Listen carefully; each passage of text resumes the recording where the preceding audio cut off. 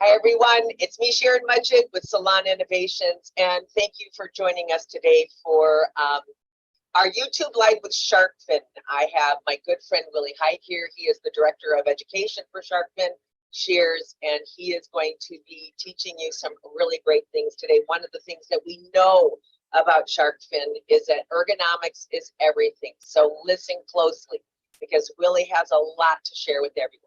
So I am going to be on mute and my camera's going to be off, but I'm going to be fielding questions. So if you have any questions for Willy, please make certain that you type them in the chat and I will forward them on to him. And with that, have a great time, you guys, with Willy Hyde from SharkFin.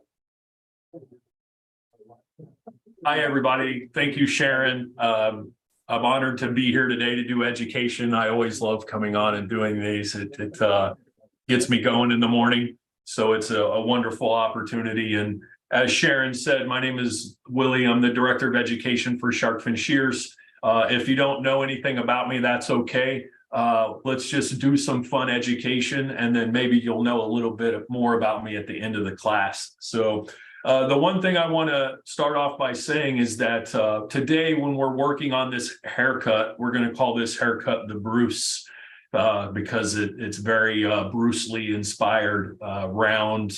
It's going to be a fun haircut. So this haircut stems from a haircut that I've actually done prior for Salon Innovations and with Sharon. So that haircut was called the Oscar, which is just a textured French crop, right? So we're going to use a very similar technique in presenting this haircut. It's just going to have less texture, right? It's going to be more rounded in certain areas.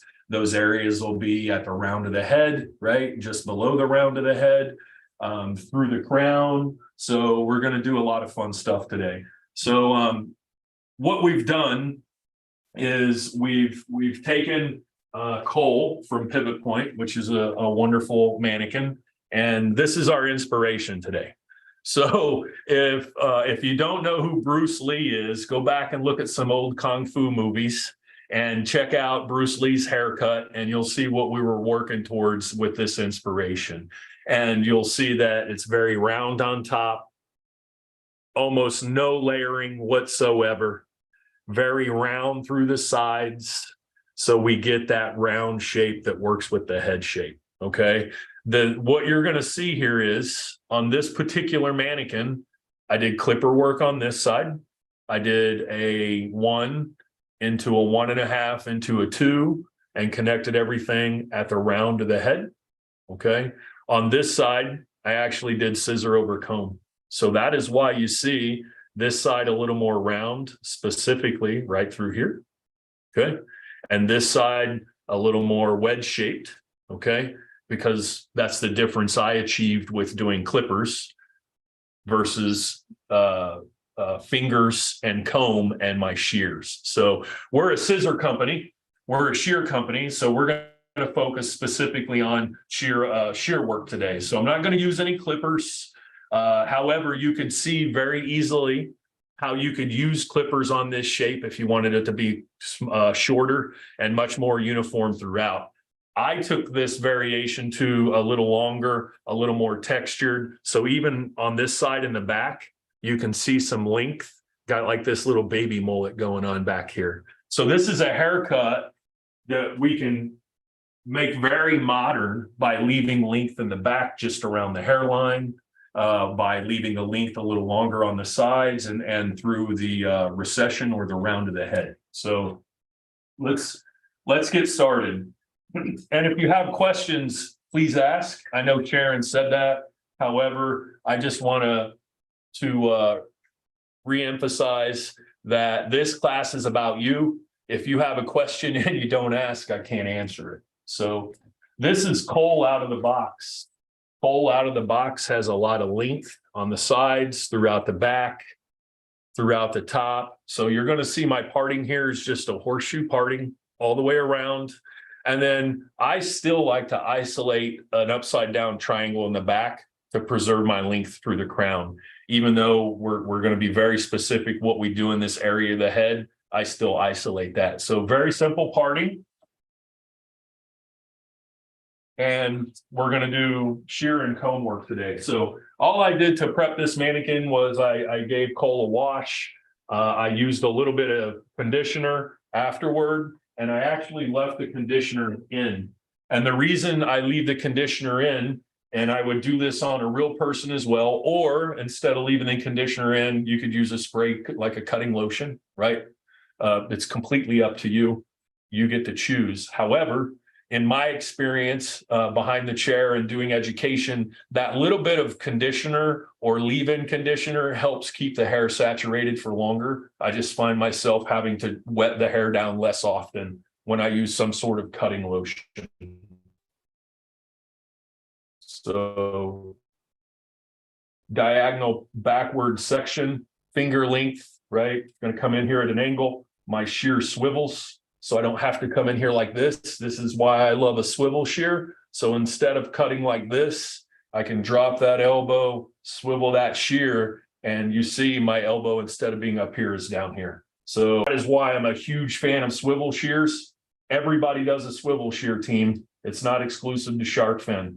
I will shears for life. Going in here, my technique, while I'm down this far on the head, is pretty standard. I'm elevating the last section I cut up. My guide is underneath. You can see there, I still have a guide right there that I'm cutting with. So elevate the last section to the section I'm cutting, swivel that shear. You still see sometimes I want to use it as if it's a non-swivel. Now here is where we have to start paying really close attention, okay? So also, if you see here, if the hair is saturated enough and has a little cutting lotion or conditioner in it, I don't even need a clip. I can just section it nice and clean, push it out of the way, and we're good to go. So now I'm getting to the round of the head.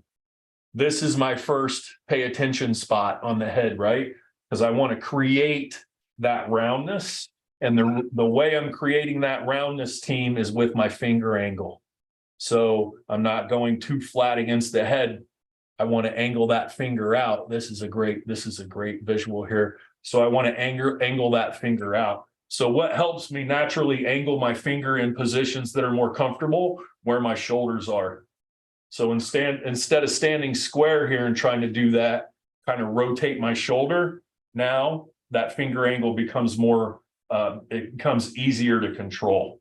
Hopefully that makes sense.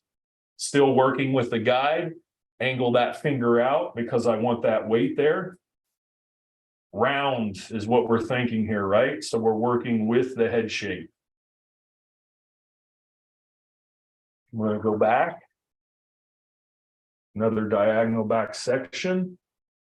I'm going to start working around the ear. Still working with the guide, still using my finger angle to create that round shape. As I'm doing this haircut, I want to see that roundness through here. I want to see it heavy because that's the shape we're going for, a bowl, where all the length on top is now going to come to a stationary guide down here to help create that round shape. We can always go back in later and remove that weight. However, if I take too much of it now, then I totally lose that round shape that I'm going for, especially again through the recession above the occipital. Any questions? Nope, not so far. Okay, so now I'm in the back working on this hairline. My sectioning comes from just behind the ear.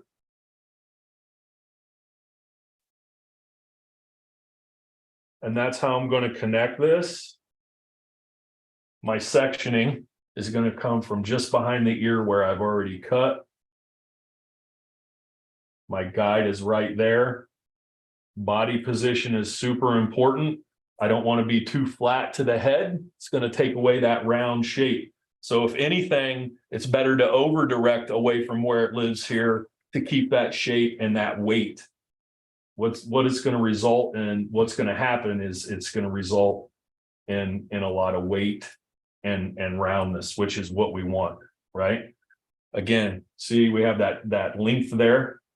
I can always go back in at the end, which I'm going to, with that length right there, and I can detail that, but I don't want to cut it off yet. I want all that hair to be left there so I have it to work with when I go in and customize this haircut for that particular guest. So now, diving still.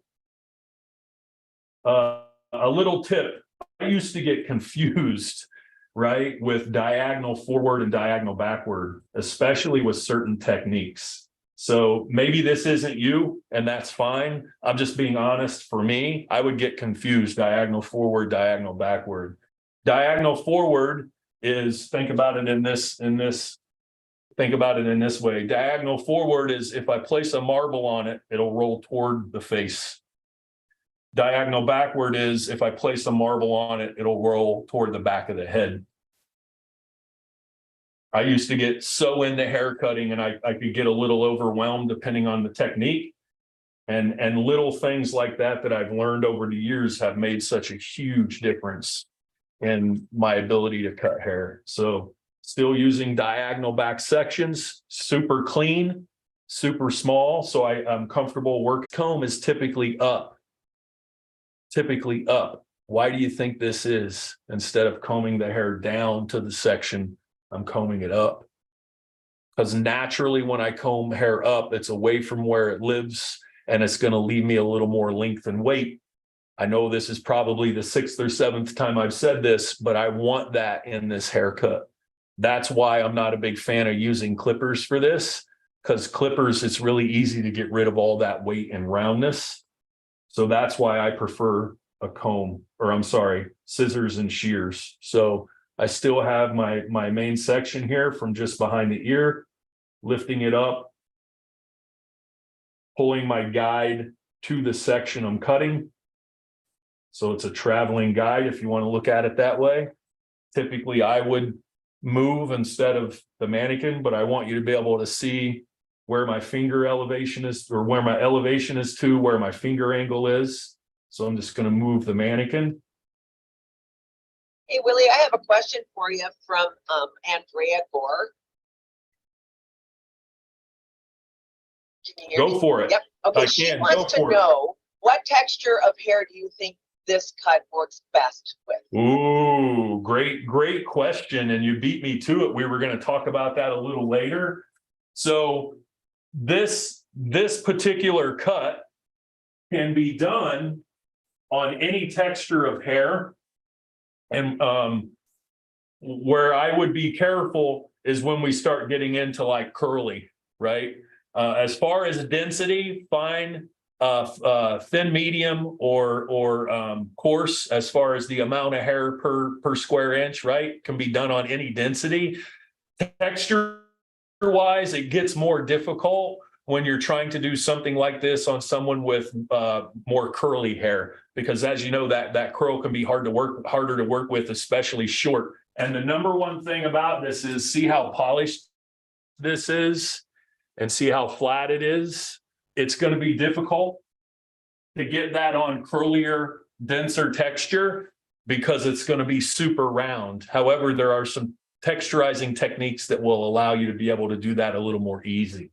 So that's a great question.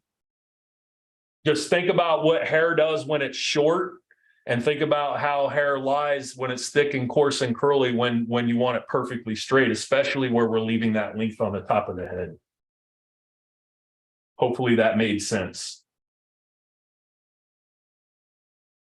So you see my finger angle now is a little more away from the head here. Controlling that weight.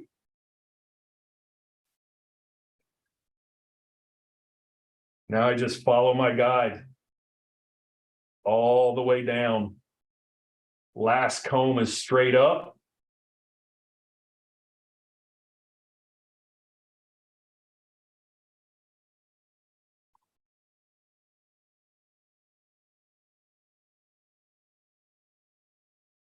And we want that length through the sides, especially more toward the top.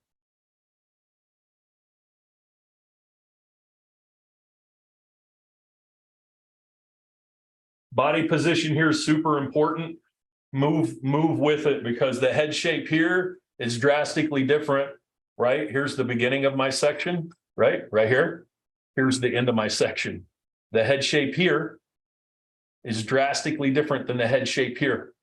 So what I need to do is I need to move with that, right?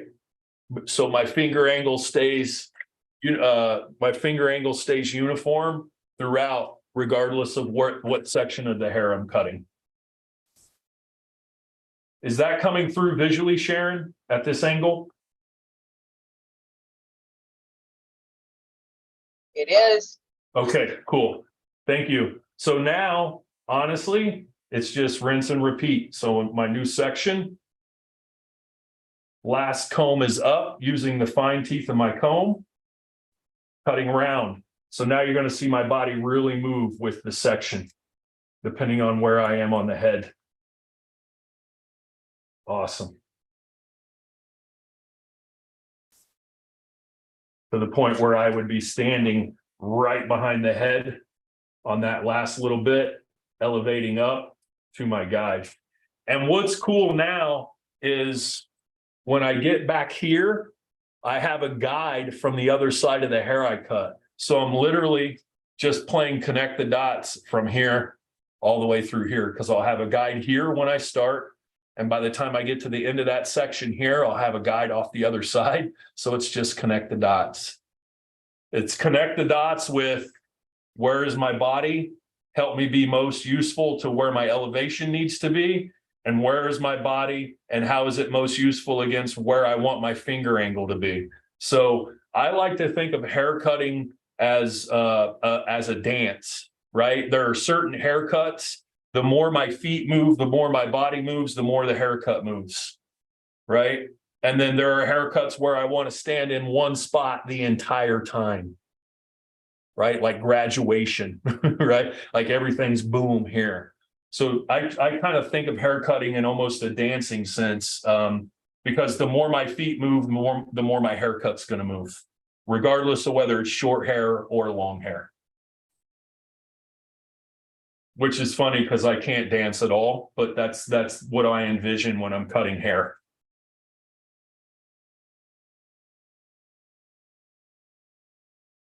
So we're down to the last section off the side. So still clean. Elevating everything up now. Cutting round. Elevating everything up. Fine teeth of the comb. Cutting round. Now I'm going to move my mannequin, which means my body position completely changed. Standing in front of my section every time. Last comb is up.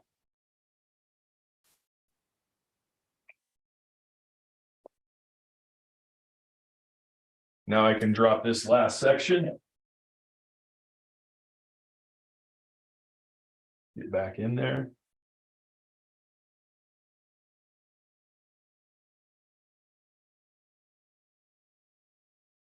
So this is this is rinse and, not rinse and repeat, but now we're doing essentially the same thing throughout the entire haircut. Elevating to preserve roundness and length. And Willie, so can I just ask a question then? Sure. Is because you're trying to preserve roundness and length, is that why you're using the diagonal sections? No, I use diagonal sections here. Another fantastic question. I prefer diagonal sections because I have an easier time controlling elevation in my finger angle versus if I was using straight vertical sections. It's just a preference. I like standing. I like standing because this is the side we were cutting. I like standing like this with a finger angle, and it's easier for me and feels better ergonomically than pulling everything straight vertical and trying to come over the top and cut. Great question. sheer So preference. definitely this is really a part of the whole approaching the cut with proper ergonomics as well. Yeah, I guess, wow, now that I say that out loud, I do it that way because ergonomically speaking, it's better on my body. I guess it is preference, but also ergonomically, it's healthier for it's easier for my body to get where I need it to be with a diagonal finger angle versus a vertical finger angle. Thank you, Willie. Wow, great on myself today as well. So here we have that length we preserved at the bottom, and you'll see on the side I just cut that I have even more length down here because I left it a little longer than I did on the side that I pre-cut. And the only reason I pre-cut this side, team, is because you didn't want to see me do that same technique over and over again on both sides. Okay. So the more length I leave here, the more I can customize this haircut. So now what I would do is I just go in scissor over comb and kind of detail everything up a little bit. Keeping in mind, when I do scissor over comb, my comb is my guard. So I want to build weight where? Right here in this haircut. So as I go up, I start to pull away and angle my comb away. That helps preserve length and weight through here. What I wanted to do is just clean up this sideburn where it was a little too long. Clean up over the ear where it's a little too long. All that for me is shear over comb. And remember, when I'm doing shear over comb, all that's moving is my thumb. Speaking of ergonomics, right? I see a lot of people who open and close a shear this way. This is how I talk, right? This is how I open and close my shear. So again, all about ergonomics, less stress in the hand, less energy being used in the hand, less likely to develop hand issues, wrist issues, elbow, neck, and shoulder issues. Okay. So any questions on that? No, but I'm parroting you in the comments. So that triangle section I had in the back. Okay. I just want to knock the length off of that. So I'm going to go in with the guide from my bottom, keeping everything round, pulling it straight out from the head shape and cutting short to long, following my guide.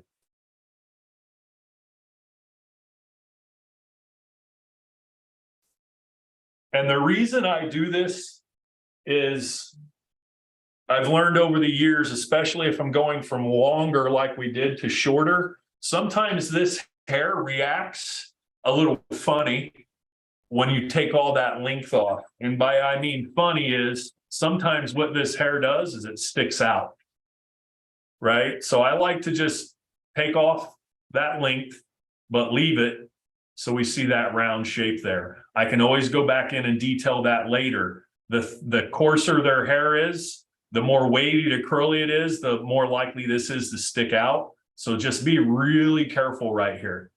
I live by the thought process of I can always take more hair off. I can't add it. I can't add it back on. I can't pick it up and put it back on. So better safe than sorry. All right. So here we are to the top of the haircut. So here's what we're going to do. I'm actually going to start this haircut in the front. Anybody want to take a guess why I'm starting it in the front? Anybody? Somebody want, come on now. Somebody. Why am I starting this in the front? What's the focal point of this haircut, team?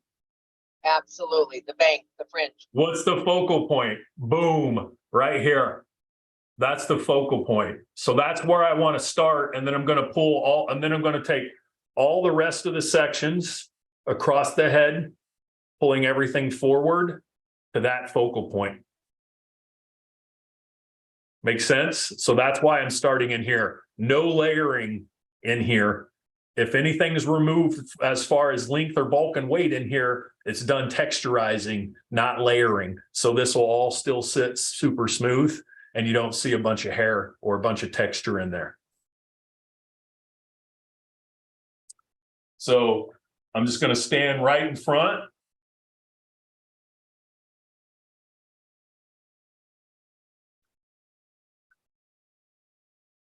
And this becomes my focal point.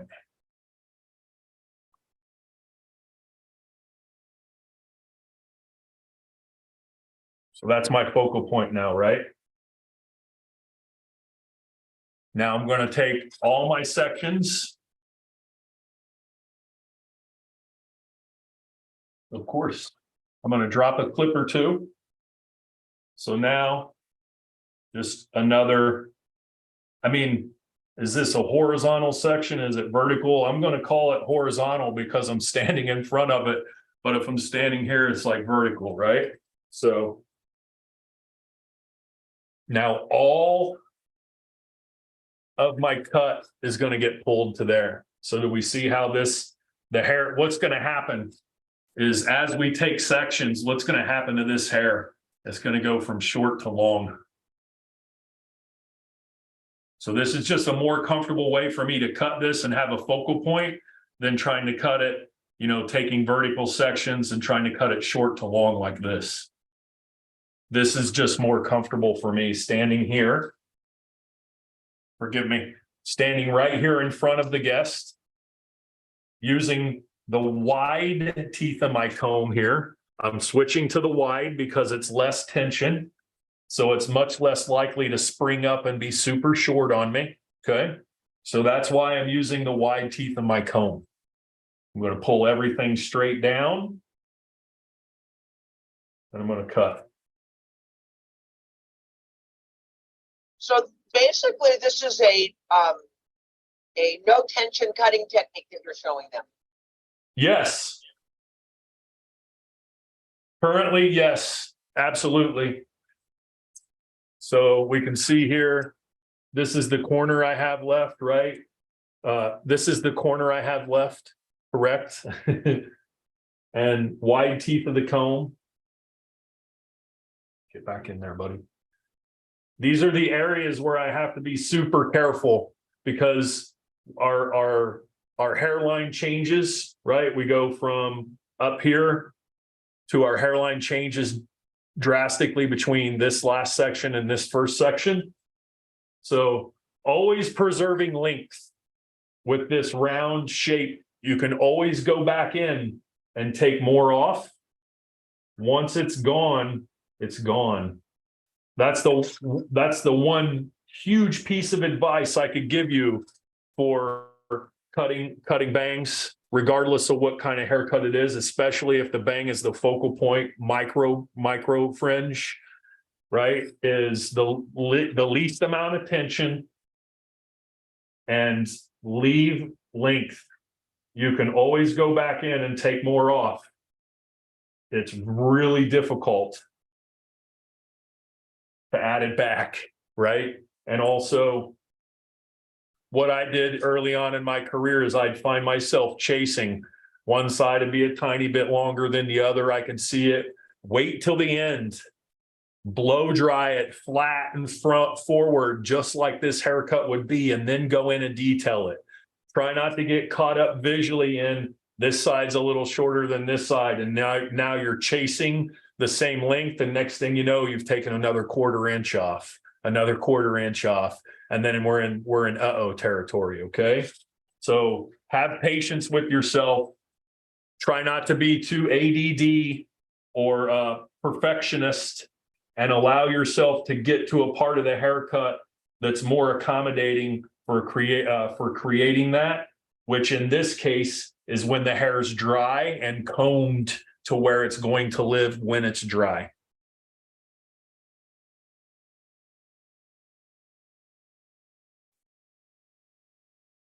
So just another nice section, standing directly in front. And then would you not say also, Willie, can you just talk a little bit about what, I don't remember if you said anything and I apologize, about Okay. preparing the hair before the haircut? Like, are you putting any product in as, you know, something that's going to help you control the cut that you're doing? Yeah, so what I prefer in this case is after I shampoo the guest, depending on density of hair and whether it was, you know, straight, wavy, or curly, I would either put in a tiny bit of conditioner and leave it in, or I would use some sort of smoothing spray, right? Something that's like a leave-in conditioner, or it's a moisturizing cream that'll help keep the hair damp. You know, I'm not working that fast and the hair is still damp enough that I'm comfortable cutting it without having to respray it, if that makes sense. So I'm not constantly spraying it down, but I need to be aware of, is this haircut being done on wet hair, dry hair, and why, and keeping that consistent throughout the entire haircut. Thank you. Hopefully that made sense.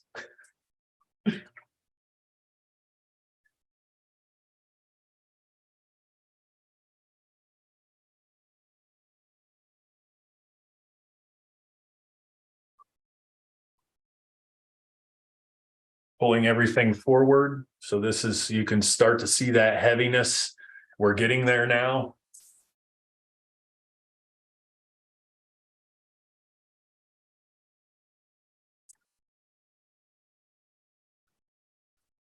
At this point, when I'm cutting, it's very little tension, and I'm continuing that round shape all the way down. You can see, right? Because this needs to be connected to the side. Otherwise, I'm going to have this spot right here where the hairline changes. Okay. So continue that round shape all the way down, not across like this. That is different. We want to keep that round shape all the way through versus squaring it off or getting rid of that roundness throughout. So we're putting a round shape on a round object. So the way I do that, let's see, is I'm going to comb all the hair forward and then visualize this is where that roundness comes in. Not here, here, soft. So I can just come in here if I want and point cut that away.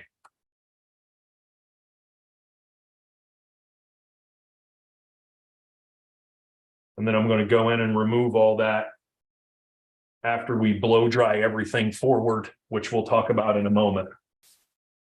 How's it looking? It's great. This is awesome. So one of the things that I did write, who are listening, I do, you know, when Willie was talking about preparing the hair, you know, we have the nourishing leave-in conditioner as well as the glossing cream. Those are two really great products to use as cut primers, everybody. And what those do is they just help keep the hair more consistent throughout the haircut. That's why I prefer cutting with a cutting lotion. I mean, almost anytime I'm cutting hair with shears, pretty much anytime I'm cutting hair with shears, unless I'm detailing dry, like dry cutting, there's something in the hair other than water to keep it more capable of holding that moisture throughout the entire haircut. So I'm not constantly spraying down my guest, right? The more I spray down my guest, the more likely I am to have water running down the neckline, whatever. It's not at the end of the world. It's just something that I'm a little more aware of. Right. Next thing you know, I could spend 3 or 4 minutes in an entire haircut wetting down hair. And that time can be used. That time can be more valuable actually cutting the hair versus wetting it down. Especially when we're in a situation where it's about consistency and efficiency.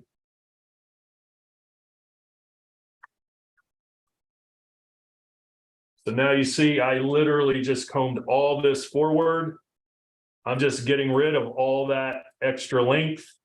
We're going to address this in a moment, okay? So I'm pulling all this forward.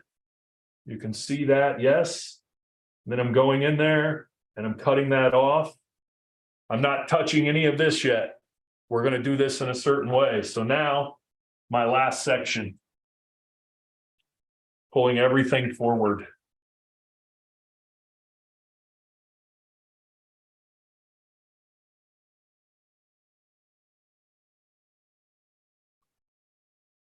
Keeping that round shape throughout, okay? I realize there's probably somebody freaking out right now thinking about all this weight through here. We're going to address that. Right now, we want to get the length good for the front hairline. Pulling everything forward, comb, pull everything forward. I have a few pieces in there that reach just barely. Pulling everything forward. Sometimes we can use the head shape to help us create the shape we want to. And that sometimes is round, right? When I'm creating round, I just work with the head shape. Going to detail this around the ear. Get it out. Get it out. So now you really see the roundness in this.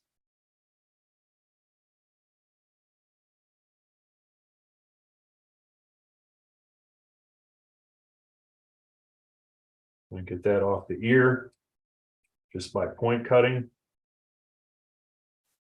And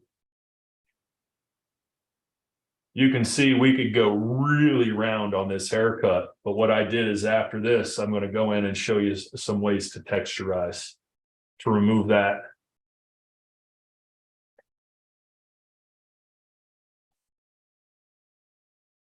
So there we go. We still have this length here. I can go in and scissor over comb. I'm going to show you two techniques. So right now I have all this length left and roundness. That length helps create this roundness through the recession. So how can I get rid of that?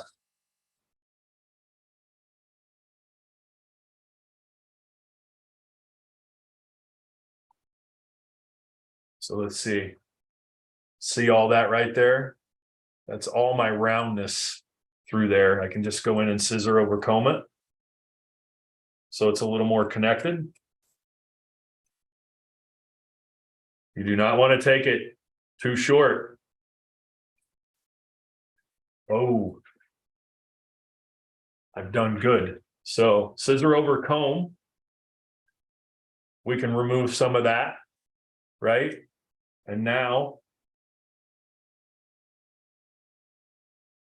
when I put that hair back over it that lives there, I don't have such a disconnection here. Where before this hair really flopped down over the top. Now I don't have that disconnection.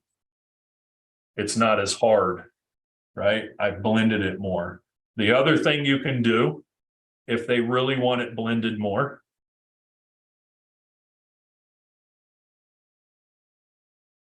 is take a vertical section and wherever it hangs over, I'm going to slide cut. I'm just going to connect that. Here's my guide. Here's what's hanging over. I don't want to completely get rid of that because that's what gives me my roundness team through the recession. If I cut all that off, I no longer have this roundness through here and that's what I'm looking for. A lot of haircuts, we connect all this so it's nice and clean and connected, and visually you don't have this real heavy weight line right here, especially if we clippered this down really short. By the time we got to here, we'd have this really heavy weight line. We want that in here. We don't want to blend that away. That's part of this haircut. It kind of goes against what trend is, especially in shorter hair. But remember, that's what we're looking for in this haircut. is that roundness through the recession.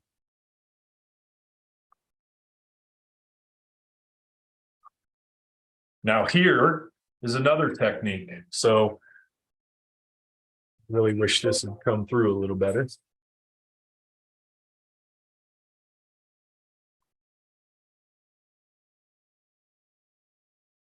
You can take your shear and slide cut that out.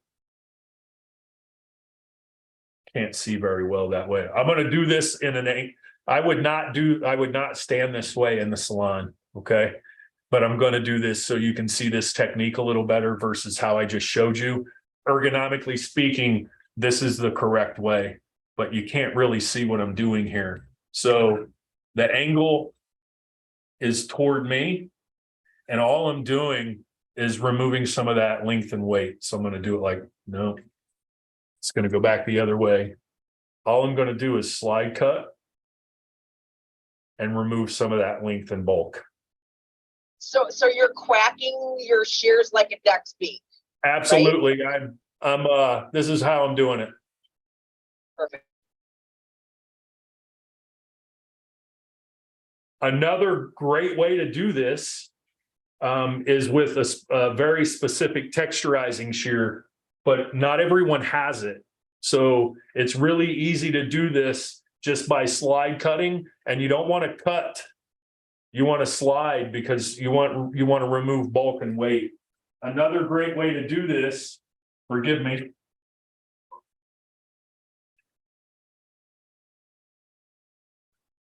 is with a 15 tooth texturizer. So we can go in diagonal forward and remove that bulk and weight with a 15 tooth texturizer. I consider a 15 tooth texturizer to be a very special, it's like a specialty shear. So you can create the same thing by using your cutting shear and walking through the hair like this. And we can remove that bulk and weight as well.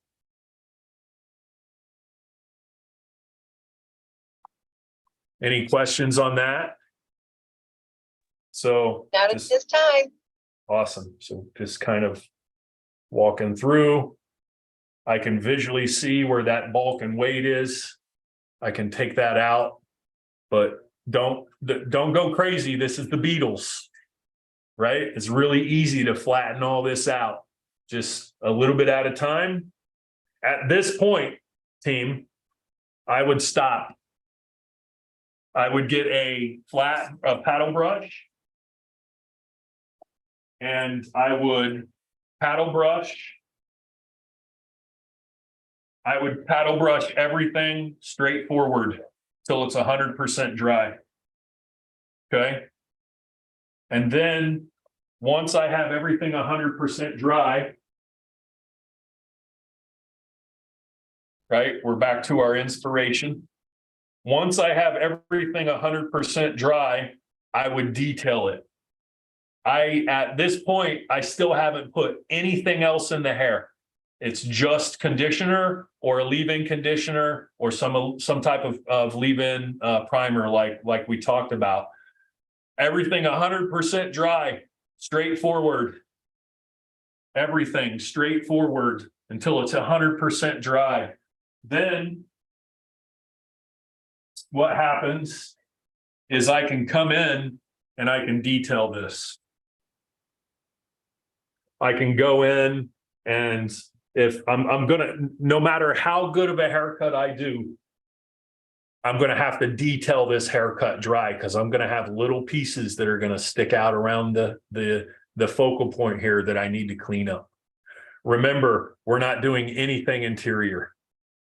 So if there's any weight that still falls over the side, this is where we want to clean that up. Okay. You want to be really careful in how you clean it up. You don't want to add too much layering. So you can detail it. You can go in and detail with your cutting shear. We just don't want a great big overlap here to where it looks like we have an undercut. I still have all this length through here, but I'm pushing it all forward so it sits nice and flat.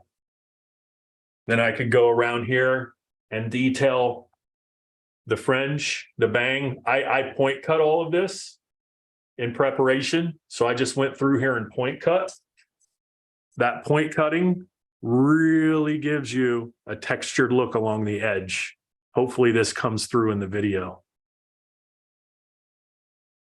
If you want this to be very blunt, keep in mind the angle of your shears affects how this hair is going to cut.